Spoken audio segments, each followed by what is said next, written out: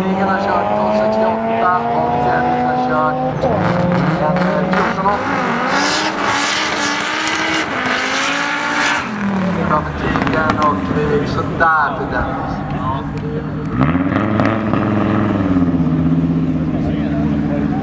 Sitter de och somnar till sig på eftermiddagen efter hela dagen? Jag menar det. Du vet att du inte får så många fler chanser. Ska det laddas så är det nu det ska laddas. Ja. Det är samma sak när det är actionbil. Då tar alla i som man tror läktarna ska ramla omkull. Alla tar i. Ja, fram på eftermiddagen då, ja.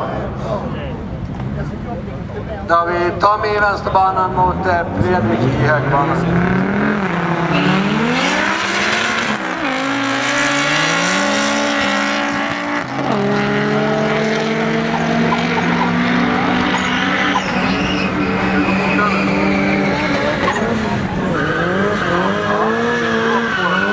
De är 1187. Mycket bra.